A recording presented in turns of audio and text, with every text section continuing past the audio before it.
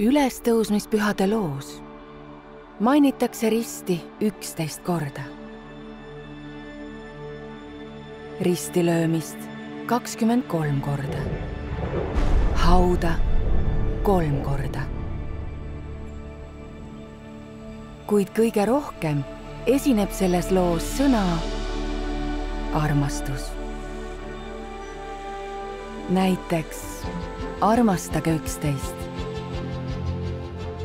Jääge minu armastusse. Suuremat armastust ei ole kellelgi kui see,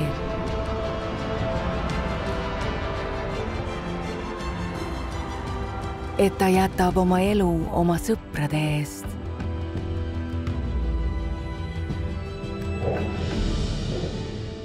Pidagem Jeesuse Kristuse ülestõusmist tähistades meeles. Keegi teine pole näidanud meile, kuidas armastada sügavamalt.